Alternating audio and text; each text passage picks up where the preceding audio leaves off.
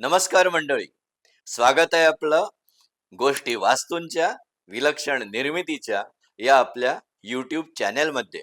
घेऊन येतोय विलक्षण वास्तू मालिकेतील इंटरनॅशनल एअरपोर्ट हाँगकाँगचा याचा दुसरा भाग.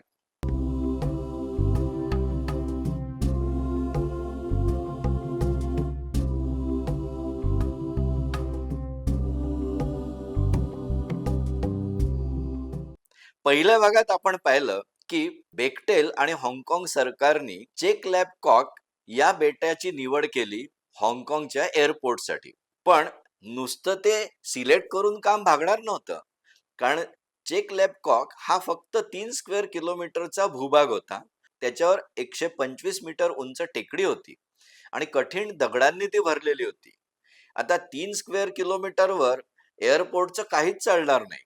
म्हणून हाँगकाँग सरकारने आणि बेक्टेलनी काय डिसिजन घेतलं की त्यासाठी त्याच टेकडीला 125 मीटर हाईट वरून 7 मीटर पर्यंत उडवायचं आणि ती जमीन, खडकाळ जमीन ही समुद्रात पुरून त्यावर एअरपोर्टसाठी जमीन तयार करायची, तीही 12 स्क्वेअर किलोमीटरची. परंतु ही नुसती जमीन टेकडी फोडून आत नाही ढकलता येत. त्यासाठी आधी मोठमोठे ड्रेजर्स आणले, कारण समुद्र तळाशी गाळ असतो. पहिल्या प्रथम मोठमोठ्या महाकाय ड्रेजर्सनी तो गाळ काढून टाकावा लागतो आणि खालचा कडक खडक मिळाल्याशिवाय त्यावर ही टेकडीची खडी टाकता येत नाही. त्याप्रमाणे हे काम केल्यानंतर मग ही अजस्त्र खडी समुद्राच्या तळाशी टाकल्यानंतर 5 वर्षात कुठे हा 12 स्क्वेअर किलोमीटरचा भूभाग तयार झाला. बरं, हे केलं म्हणून काही नष्टचर्या संपलं नाही. या भूभागावरती 4 किलोमीटरचे 2 रनवे तर सहज बांधता येत होते. परंतु टर्मिनल बिल्डिंग ही 700 मीटर रुंद आणि 1000 मीटर लांब. हो, कारण तिथे 100च्या वर जगातल्या एअरलाइन्सची ऑफिसेस असणार, त्यांचे टेबल्स असणार, तिथे हजारो लाखो लोक ये जा करणार. मग त्यासाठी एवढी मोठी बिल्डिंग हवी. बरं, मग एवढी मोठी बिल्डिंग हवी तर त्याचं छतही चांगलं हवं. आता शेल टाईपचं छत घेतलं, ते मुळात हलकं. पण ते हलकं असल्यामुळे जरी वजन कमी लागलं तरी हाँगकाँग बेटाची खासियत काय, वर्षातून तिथे 6 टायफून्स येतात. 300 किलोमीटर प्रति तास वेगाने वारे वाहतात. मग हे छत वक्राकार शेलचं असल्यामुळे यात जर आतमधनं हवा भरली तर हे छत उडून जाईल. म्हणून त्यासाठी काय केलं, हे छत 36 मीटर अंतरावर असलेल्या खांबांमध्ये विशिष्ट रीतीने पक्क बांधलं की कितीही जोराचा वारा आला तरी हे छत उडणार नाही. मग त्यासाठी खांबही मजबूत हवे. खांब बांधताना लक्षात आलं की समुद्राच्या तळाशी या खांबांना निव्वळ सोडता येत नाही. अहो, समुद्राकडून माती किंवा लँड परत घेताना या लाटा ज्या आहेत त्या मुळी त्याच्या तळाशी धडका मारतात आणि खालची माती काढू शकतात. त्यामुळे हाँगकाँग सरकारने आणि बेक्टेलने डिसिजन घेतलं की हे जे खांब आहेत हे पाईल्सवर ठेवायचे आणि ते थेट खडकापर्यंत गेले पाहिजेत. म्हणजे कितीही माती गळली किंवा लाटांनी धडका मारल्या तरी टर्मिनल बिल्डिंगचं नुकसान होणार नाही. बरं, हा प्रॉब्लेम सुटला. आता दुसरा प्रॉब्लेम, या बिल्डिंगला दोन्ही बाजूंनी काचेचं आवरण म्हणजे काचेची भिंत. आता तुम्ही विचार करा की वारा जर जोरात आला तर ही अख्खीच्या अख्खी बिल्डिंग ते उचलू शकतं, कारण हाँगकाँगच्या टायफून मध्ये माणूस सहज वर उचलला जातो. असं झालं तर छतासकट ही संपूर्ण बिल्डिंग उन्मळून पडली तर सगळंच नुकसान होणार. मग त्यासाठी काय केलं, फेलसेफ मेकॅनिझम वापरलं. फेलसेफ मेकॅनिझम काय की बिल्डिंग इंटॅक्ट राहील, खांब आणि छत इंटॅक्ट राहील, पण या ज्या काचा आहेत ना, या विशिष्ट वेगाने प्रेशरनी जर हवा आली तर काचा, दोन्ही बाजूच्या भिंतींच्या काचा तुटतील. त्यामुळे काय होईल, वाऱ्याला अजिबात रेझिस्टन्स राहणार नाही, अडसर नाही. वारा एका बाजूने येईल आणि सरळ दुसऱ्या बाजूने निघून जाईल आणि छत आणि बिल्डिंग आहे तशीच राहील. हा, तुटलेल्या काचा नंतर पुन्हा लावता येतात की हो. मग या पद्धतीने हे डिझाईन केल्यानंतर पुढे यात अशा सुधारणा करणं आवश्यक होतं की त्यात 40 रेस्टॉरंट, 140 दुकानं, नंतर इतर साऱ्या गोष्टी ह्या तिथे देणं आवश्यक होतं. त्यासाठी पुढली 2 वर्ष होती. पण दरम्यान या एअरपोर्टकडे येण्यासाठी जो रस्ता करायचा आहे, ब्रिजेस करायचा आहे, त्याचा काय हाल हवाल. अहो, 91-92 पासूनच मुळी सुरुवात झाली या रस्त्याला जोडणाऱ्या वेगवेगळ्या भुयार आणि इतर गोष्टींची. त्याची जुळणी करायची. सगळ्यात पहिला अडसर होता तो कौलून भागातून पुढच्या बेटावर येण्यासाठी व्हिक्टोरिया बंदरातून यावं लागतं. व्हिक्टोरिया बंदरात तुम्ही साधा ब्रिज बांधू शकत नाही. छोट्या-छोट्या जहाजांची ये-जा तुम्ही कशी थांबवणार? म्हणून तिथे अंडर वॉटर टनेल बांधायचं ठरवलं. आणि हा टनेल कसा?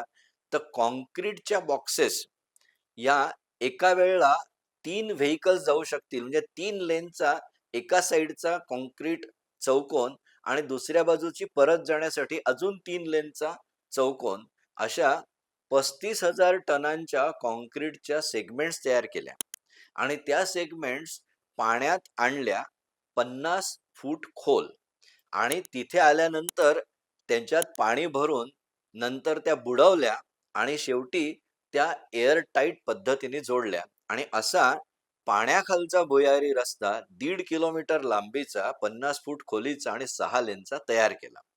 आहे ना अजस्त्र काम.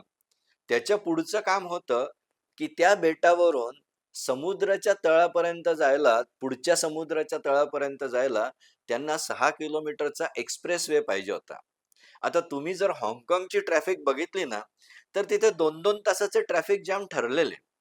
मग सरकारला हे कसं परवडेल, की लोकांना हाँगकाँग एअरपोर्टला जायला जर एवढा ट्रॅफिक जाम झाला आणि 4-4 तास लागले, तर विमानं त्यांची चुकतील.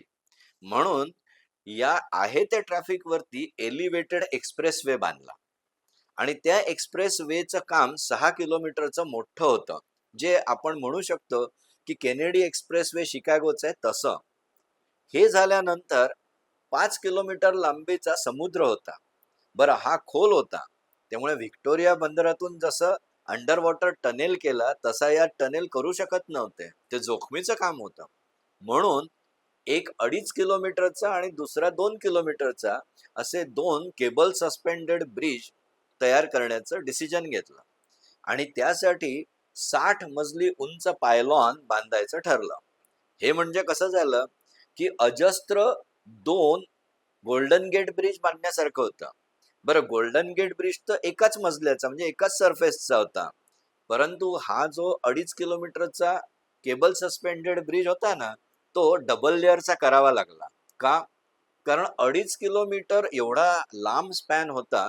गोल्डन गेटचा तर फक्त 1.25 किलोमीटर, त्याच्या दुप्पट.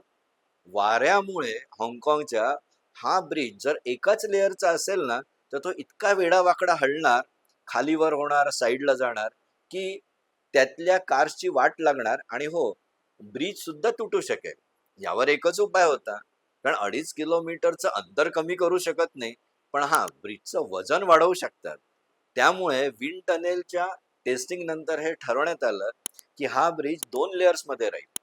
वरच्या लेयर किंवा सरफेस वरून कार्स जातील आणि खालच्या लेयर किंवा सरफेस वरून 2 ट्रेन्स जातील मास रॅपिड सिस्टीमच्या फास्ट लेन आणि बाजूनी 2 मोटारींची पण लेन राहील.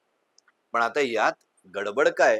अहो, तुम्ही एवढा मोठा जड ब्रिज बांधणार आणि हवेत तो 60 मजली उंच न्यायचा, म्हणजे कॉन्ट्रॅक्टरची वाट लागणार ना. कारण याचे प्रीकास्ट सेगमेंट एवढ्या वर जड उचलायचे म्हणजे गंमत नाहीये. बरं, तेही केलं. आता त्याच्या पुढे काय? त्याच्या पुढे 12 किलोमीटरचा कोस्टल एक्सप्रेसवे. कारण त्याच्यानंतर एवढा डिस्टन्स पार केल्याशिवाय तुम्ही हाँगकाँग एअरपोर्टला पोहोचणारच नाही. बरं, मग टेकडीवरून न्यायचं का? खूप साऱ्या वेड्या-वाकड्या टेकड्या, वळणं, पण या टेकड्या मुळात खूप वर जाणाऱ्या, स्टीप, उंच सकल आणि कडक खडकाच्या. त्यामुळे ते फोडून त्याच्यावरून कार नेणं किंवा रस्ता नेणं हे जिकिरीचं होतं. मग बेक्टेलने काय ठरवलं? या टेकड्यांच्या बाजूने समुद्रात पुन्हा जागा तयार करायची. अर्धा किलोमीटरचा रस्ता तयार करण्यासाठी जागा केली आणि त्याच्यावरती कोस्टल एक्सप्रेसवे बांधला. म्हणजे हा एक पुन्हा वेगळा प्रोजेक्ट झाला. तर असे हे प्रोजेक्ट तयार केल्यानंतर कुठे हा हाँगकाँगचा इंटरनॅशनल एअरपोर्ट तयार झाला. पण तो तयार व्हायच्या आधी 1996ला बेक्टेलचं तोंडचं पाणी पळालं. कारण त्यांना कळलं होतं की अजून 2 वर्ष काम संपायला लागणार आणि 97 जुलैला तर चीनला ते हस्तांतर करणार ताबा हाँगकाँगचं बेटाचा. आणि जर हे 2 वर्ष लागतील आणि मध्ये जर चीननी ताबा घेतला तर यांच्या कामाचं आणि पैशाचं काय? त्यामुळे बेक्टेल आणि कंपन्यांनी चीन सरकारबरोबर मुत्सद्देगिरीने वाटाघाटी केल्या आणि हे ठरवलं की पुढचे म्हणजे 97 नंतरचे पुढचे 50 वर्ष आहे तीच व्यवस्था म्हणजे भांडवलशाहीची व्यवस्था चालू राहील.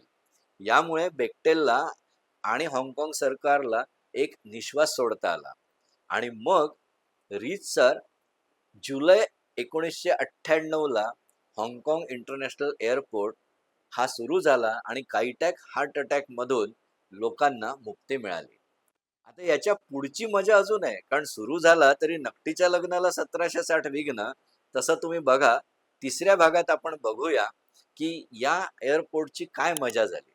मंडळी, तुम्ही आमच्या गोष्टी वास्तूंच्या विलक्षण निर्मितीच्या या यूट्यूब चॅनेलला शेअर, लाईक आणि सबस्क्राईब तर जरूर कराच, परंतु बेल